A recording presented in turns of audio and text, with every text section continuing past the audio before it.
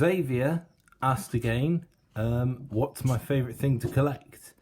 Well, Xavier, in terms of MLP, my favourite thing to collect is blind bag figures, or basically any figures that are really difficult for me to find, because I don't know about any other bronies or Pekka sisters who live in the UK, but finding stuff that you want to collect in the UK for MLP is pretty difficult, because the Entertainer, which is one of the biggest toy shops now that Toys R Us has sadly disappeared, it's just, there's not a lot of options really. I went in yesterday and they've still got stuff from the My Little Pony movie knocking about, and which they've only just got in the shop, and not been funny. I mean, I don't have any of that stuff, but yeah. Anyway, I'll show you my blind bag pony collection. Hang on a minute. I have the box right behind me. Ready? Yes. So this is the box. So this is my hand in comparison, and inside we have pretty much, we've got a few best gift ever blind box figures, and then you've got stuff like oh, there's, yeah, that's Big Mac. Who else have we got in here? We've got Mr. Cake, and Ribbon Wishes. She was the holy grail of Wave 18B, because I had to look all over the place to get her. We have Rarity, darling. You gave tickets to the gala to this. Sorry, that's the Mentally Advanced series again. Green Jewels. So I bought a lot of these off eBay, really, because apart from waves 18B, 18A and 19A, none of the shops in England have stocked them really. So yeah, that's blind bag ponies. I'm going to go on to answer what's my favourite thing to collect in general, because Kay Luna asked a similar thing, so hang fire. Kay Luna asked, what's my favourite toy vehicle to collect? Now this is a question that I've really been looking forward to answering. So sit back, relax, and probably get ready to click on to another video, because it might get a bit boring. But I'm going to take you through, try to take you through a whistle stop tour of my favourite things to collect. So, and I'm going to do it in several bits. So first off, let's start with Corgi. So basically, Corgi toys started off in the 60s, 70s. Well, no, they started in the 50s actually, but this model is this particular model, Rover 2000, is from the 1970s. So yeah, this is pretty standard, to be honest, this model. And what's quite nice about some of Corgi models is, I'm not sure if you can see this on camera, but if I put my finger on the back, yes, the light, yeah, I can see it through the screen. So there's like a little cut thing in the back of the rear windscreen connected to the front lights, and so yeah, basically you can make the lights shine up just through natural light. So that's one of your standard ones. Some early Corgi toys, like this Riley Pathfinder, actually did have little friction motors in them. So basically, if you gave them enough welly, they sort of went a bit on their own. I mean, obviously this is nearly 60 years old, this thing. It's in great condition, if I may say, if I may add. But yes, so that's how Corgi toys started. But then when Hot Wheels, around about the same, oh yes, and before I go on, some other Corgi toys also had other little features. So for example, this quite rare mini Marcos. So a lot of them had opening doors. This one also has an opening bonnet. There you are. But some also, like this one, have little jacks underneath, so you can take the tyres off and then pop them back on again. Sorry about this. This is probably going to be really, really boring to a lot of you, but this is what I love. But anyway, so that's the first stage of Corgi toys. But then around about the same time that Hot Wheels came out, they started making smaller models to compete. So, for example, over here, there it is. So they started making smaller models. So they started making models called Corgi Juniors. So this is a Corgi Juniors Land Rover Series 3 tow truck. I absolutely adore this model. Yes, it's missing the stickers. It's still got the hook. I'm very pleased about that. So yeah, that's a typical Corgi Juniors model. Then they started making Corgi Juniors Whiz Wheels. I bought this one quite recently, actually, about 2 weeks ago. This is a Corgi Juniors Ferrari 512M Le Mans car. So you just better wheels and it runs faster. But then they also started making Corgi Rockets. This is a Porsche in Corgi Rockets. This one has an opening rear bonnet, so you can see in the back.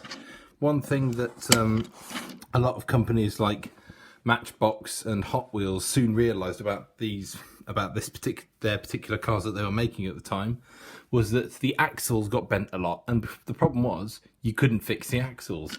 So Corgi fixed that with a simple a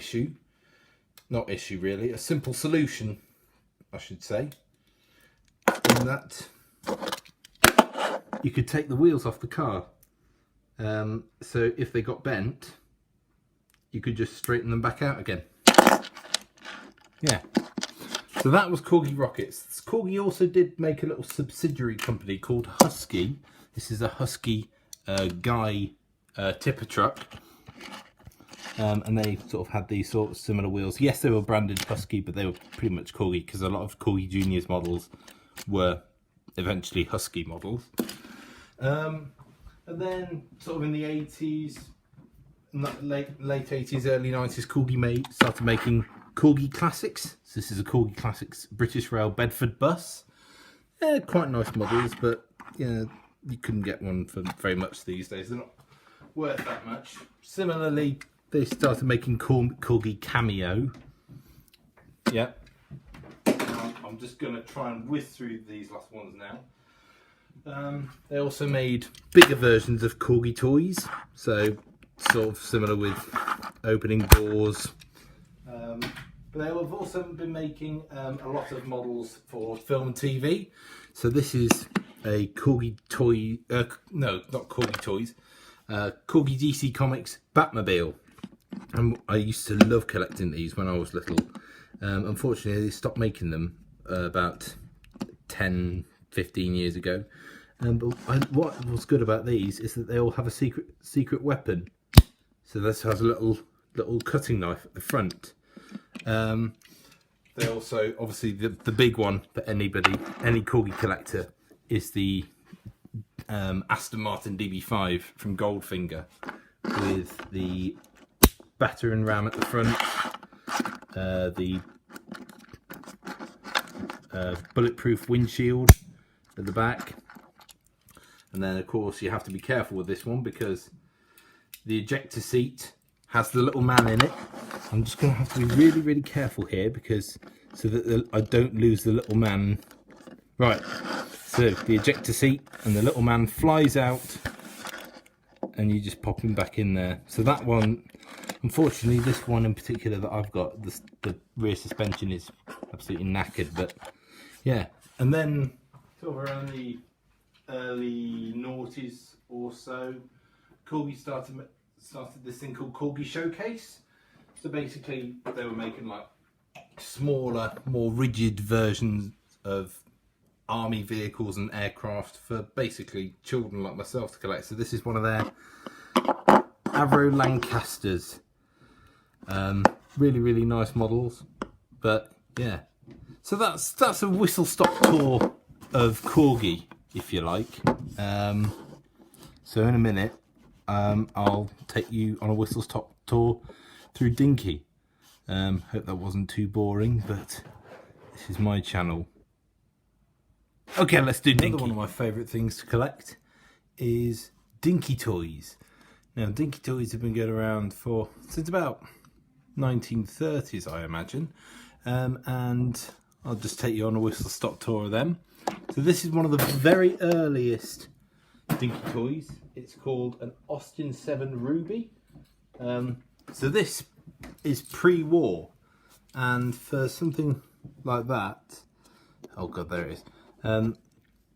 Yeah, it's a lovely little thing in great condition. It's only ever had 2 owners. The person who had it before me and me. So yeah, I'm very lucky to have that. Anyway, that's one of the very earliest toy Dinky cars. And then about the 50s, they started onto the more recognisable style. So this is a Dinky Toys Hillman Minx. This was the very first Dinky toy I owned.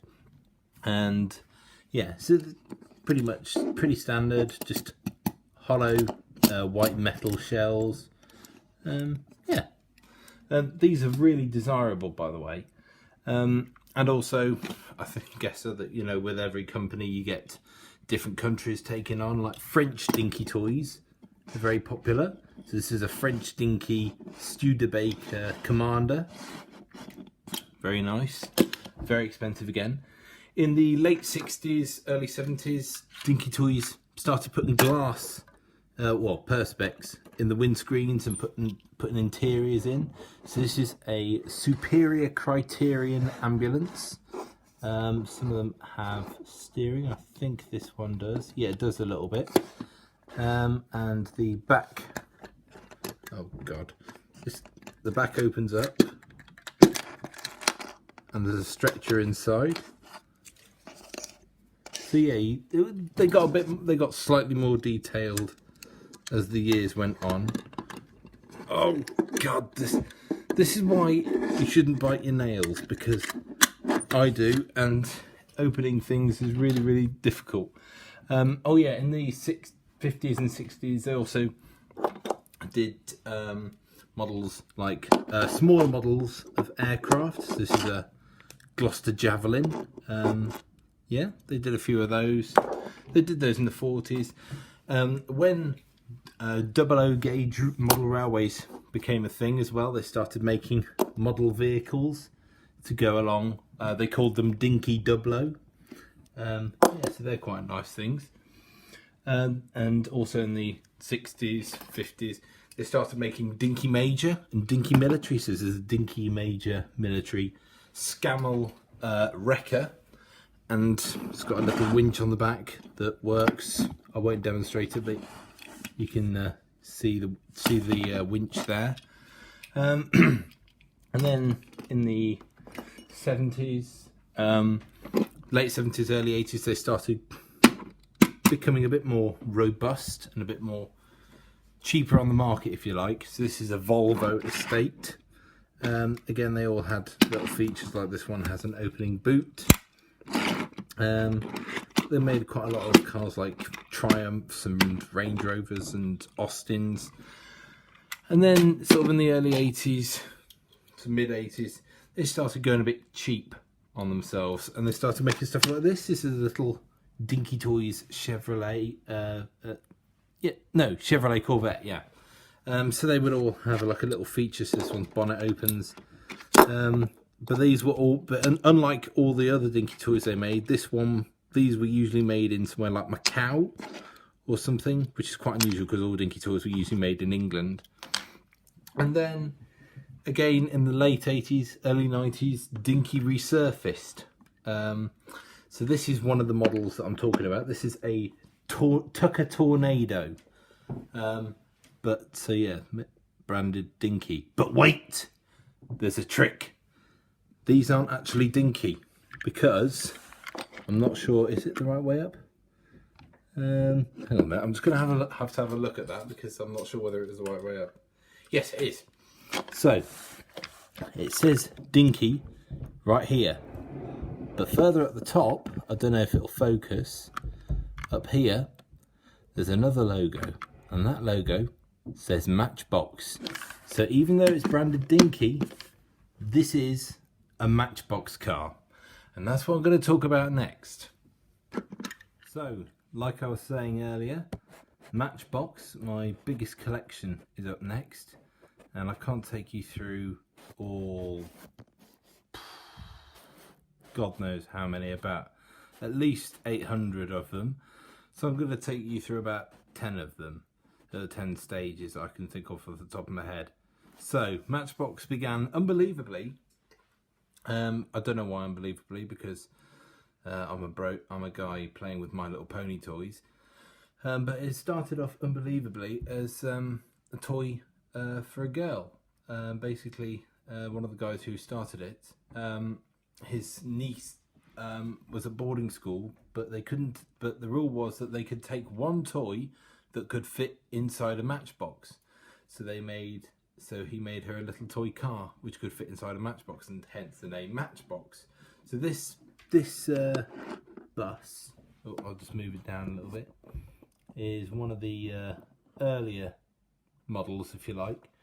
So yeah, again, pressed white metal with a few stickers on, and just some either metal or plastic wheels.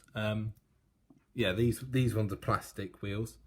So that was, so they models were like that. So they did steamrollers, cars, trucks, basically, or that sort of thing. And then in the sort of early 60s sort of time, they started adding perspex again to the model. So this is an Austin Cambridge. It's got a little tow hook on the back. They still kept the either grey, black, or plastic wheels. But yeah, so it's got the perspex. No interior, but they did add interiors a little bit earlier, a little bit later on. And then at the same time that Hot Wheels and Corgi were manufacturing their sort of things, they started making their own cars. So they did stuff like this. So this is sort of a made-up hot rod car, if you like. And so yeah, they did ones that were like made up. So Hot Wheels, hot rods, that sort of thing that Hot Wheels did, similar to Corgi, but they just but they made a few models as well. And of course there are a lot of rare ones. One of the models that I've got in my collection, which is called an ISO Griffer, which was like a 1970s sort of Italian, I think it was, Italian sports car. They made 7 different versions of that same car, pretty much all in blue, and I can't remember which one's the rarest, but yeah, they did make lots and lots of variations. Also in the 60s, they started Matchbox models of yesteryear. So this is an old 1910s Cadillac. So this is one of their earlier models from when they first started making them. And then in late 70s, early 80s, they got a bit bigger, bit chunkier. And yeah, there was more plastic on them inevitably. So this is a 1930s Duesenberg luxury car. And they did a lot of things. Again, they did trucks, buses, vans, but mainly cars, to be honest. And they went through right to the middle of the 80s. And what's amazing is now, a boxed one of these, considering that these are about 30, 40 years old, a boxed one of these will cost you less than now than it was when it was brand new, which is quite sad actually.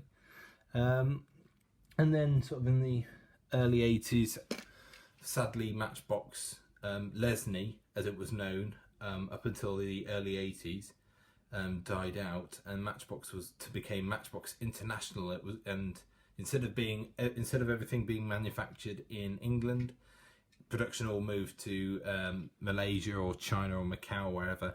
So this is one of their models from the 80s, the wheels changed from the old super fast ones to these ones are indented or concave, if you like. So this is a little Chevrolet stock car. So yeah, I mean they remake. They're all right. Not a lot of collectors like them. I quite like them. And again, around that time, they started something called connectables, not collectibles, connectables. So this is just an example. This is a Lincoln Town car, but hang on. Don't worry, I haven't broken it, because with a little bit of magic and some extra pieces, we can turn this broken car into a limo. Yes, look at that. And it's even got, so yeah, it had little pieces. There's a little shark swimming in the pool and the girl sunbathing. But yeah, so basically they were called connectables because you could make whatever you wanted with them. So the trains, boats, planes, cars, trucks. So basically you could have a boat, truck, car, plane. Yeah, that doesn't make sense, but yeah, again, they're not very valuable, but they're still quite difficult to find, I think. So yeah, I quite like them. And then sort of when I was about, when I was first started collecting, in the 90s they started sort of coming out with these sort of wheels. This is an Aston Martin DB7. Yeah, so they're quite nice. Oh, by the way, I totally forgot Matchbox, when it was still made in England, they made Super Kings. So this is one of their Super King transporters. It's so big that I can't even fit it all in frame. There's my hand in comparison. Yeah, the plane comes off and you can make a plane as well, so that's quite good. That's one of my favourites actually. But yeah, sorry I forgot about that. But yeah, in the early noughties, Matchbox came out with Matchbox Hero City. Again, these aren't valuable at all these days, but they were the ones that were around when I was a child. I used to have loads of these, and I only found this one a couple of years ago, but I actually remember having this one when I was little. Unfortunately, this one's axle is bent, but hey, mine probably was as well. And then that pretty much brings us up to, and then Matchbox Hero City.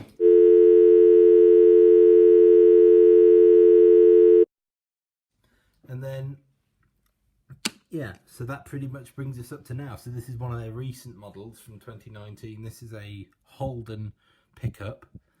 But yeah, that's Matchbox. And apologies for the bad language there, but I just dropped something on the floor. But I picked it up, so that's okay. I won't go into talking about Hot Wheels because, to be honest, I know this sounds awful, but I've gotten a bit fed up with them, to be honest, because they're everywhere. Matchbox is nowhere to be found, and they're still going. Anyway, nerd rant over. I'll just take you on a very, very, very quick whistle-stop tour through two of my other biggest collections. So, Lido, or Days Gone.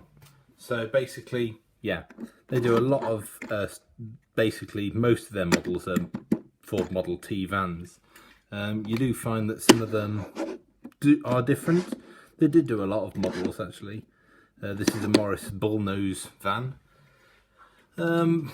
Yeah, I mean, don't get me wrong, I really like these things. They're really nice, and it is but unfortunately it is very rare that you do find a model that isn't a van that you don't have. And they all advertise things, so either like Royal Mail, or they did a lot of royal ones, so basically like for Will and Kate's wedding as well. But enough on that. Triang is another one of my favourite things to collect. So Triang is probably most famous for model railways, and also Triang Spot On. They're really nice, quite rare, but yeah, this one in itself is rare. It's called a Go-mobile. And then, but my most favourite thing to collect for Triang is model ships. Yeah, so these are 1 to 1200 scale. So basically, if you times this by 1200, you'd have the real thing. Yeah, and then yeah, basically I collect Lone Star. They're pretty popular, well, in my case anyway. But still quite difficult to find. But yeah, and then I collect Bembros, Budgie toys, old Lego in some respects. But yeah, those are some of my biggest collections.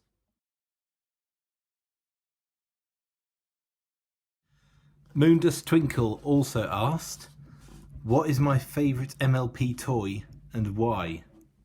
That is a really difficult one. There's so many of them that I really like. For example, if I just get out of the way, Missy here, Tempest Shadow.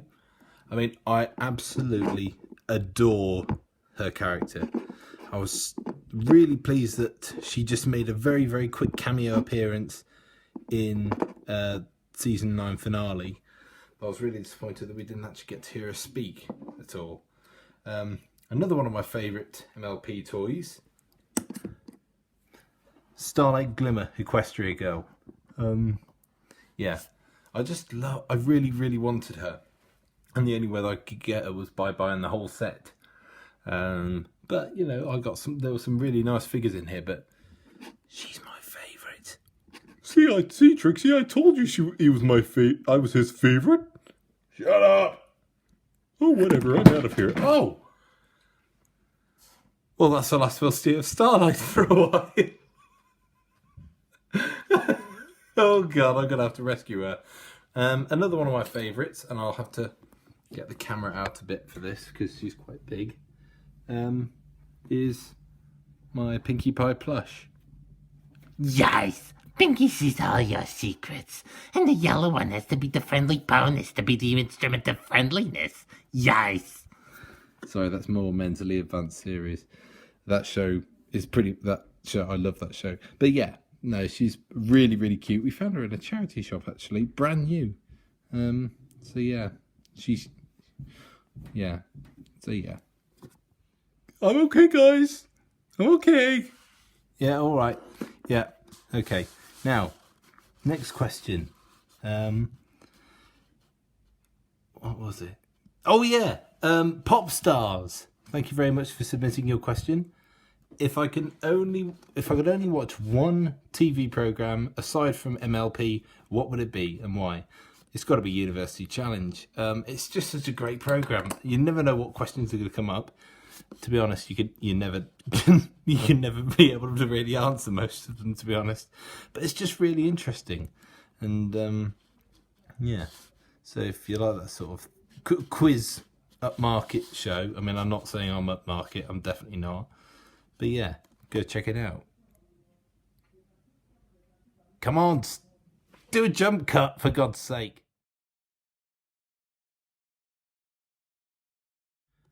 Last question.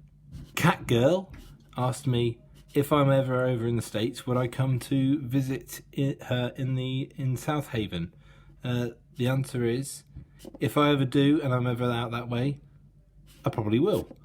So, yeah, that ends the questions. Thank you so much to... Oh, he's fallen off.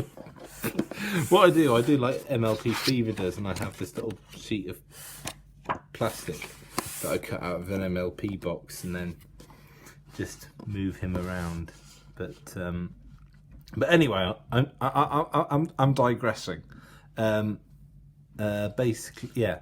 So thank you to everybody who sent in a question, and also a big thank you to all the 200 people who very kindly decided to follow me. It means a lot, and I hope you enjoyed this quite unusual, quite boring in some places video, but yeah, it really means a lot. So cheers, guys.